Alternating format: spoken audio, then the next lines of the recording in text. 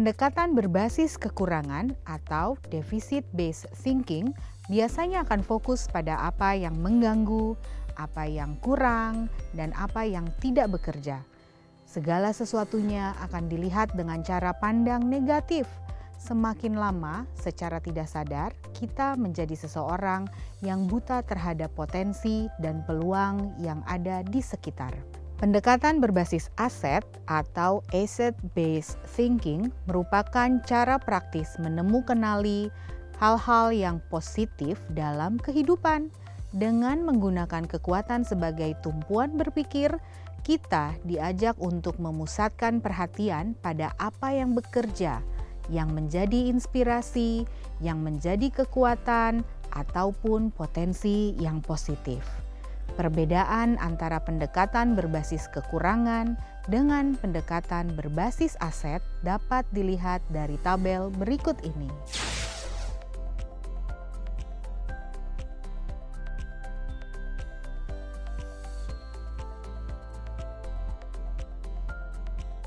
Asset-based community development atau pengembangan komunitas berbasis aset yang disingkat PKBA dikembangkan oleh John McKnight dan Jordi Kretschmann dari ABCD Institute di Northwestern University. PKBA muncul sebagai kritik terhadap pendekatan konvensional yang menekankan pada masalah dan kekurangan sebuah komunitas. PKBA menggunakan pendekatan berbasis aset dalam mengembangkan komunitasnya. Pendekatan ini digerakkan oleh seluruh pihak yang ada di dalam sebuah komunitas. Jadi, akan terlihat beberapa karakter saat sebuah sekolah menggunakan pendekatan ini.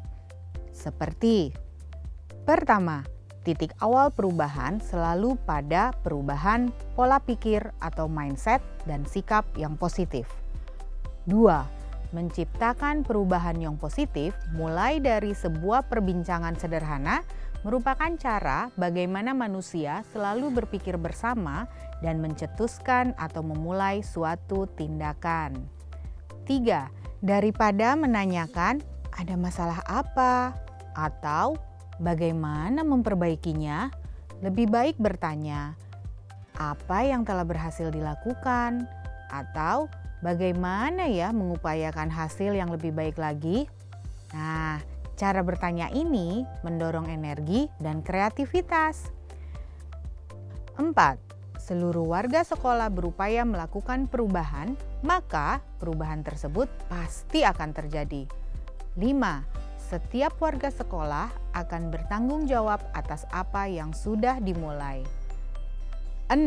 Membangun dan membina hubungan dua arah antar warga sekolah, mulai dari guru, kepala sekolah, murid, dan staf sekolah, menjadi sangat penting untuk membangun sekolah yang sehat dan inklusif. 7.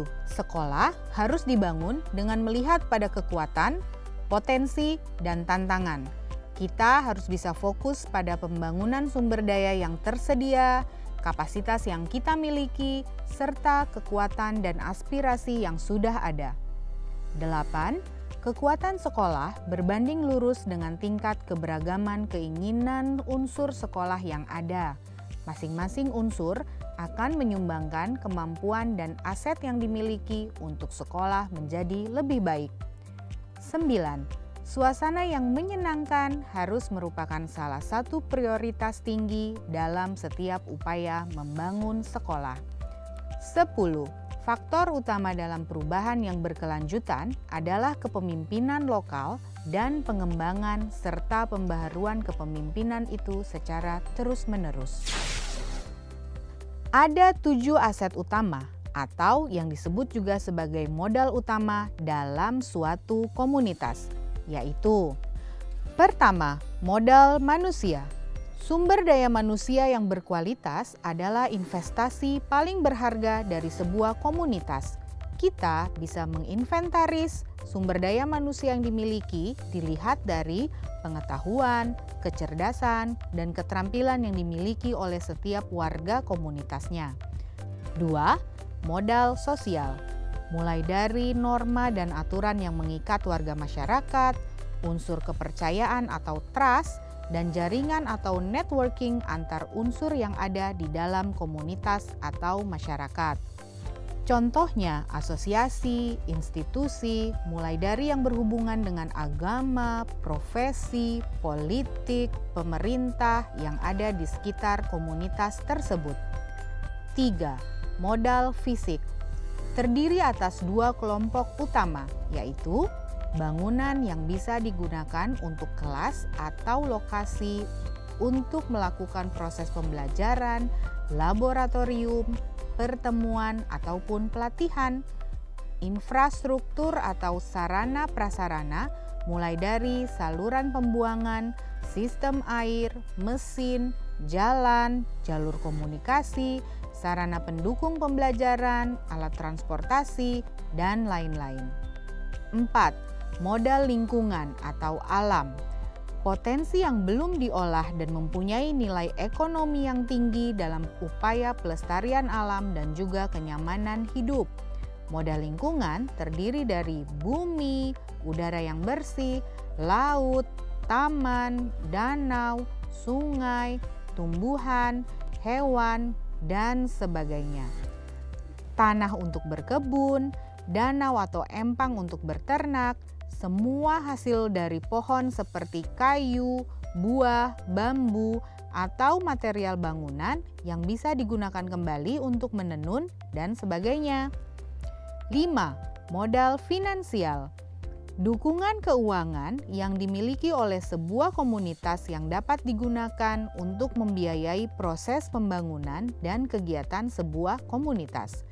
Modal finansial termasuk tabungan, hutan, investasi, pengurangan dan pendapatan pajak, hibah, gaji, serta sumber pendapatan internal dan eksternal. Modal finansial juga termasuk pengetahuan tentang bagaimana menanam dan menjual sayur di pasar, bagaimana menghasilkan uang dan membuat produk-produk yang bisa dijual, bagaimana menjalankan usaha kecil, bagaimana memperbaiki cara penjualan menjadi lebih baik, atau juga bagaimana melakukan pembukuan. 6. Modal politik.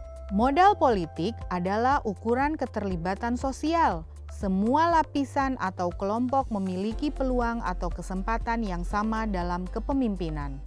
Lembaga pemerintah atau perwakilannya yang memiliki hubungan dengan komunitas seperti komunitas sekolah, komite pelayanan kesehatan, pelayanan listrik, ataupun air. 7. Modal agama dan budaya.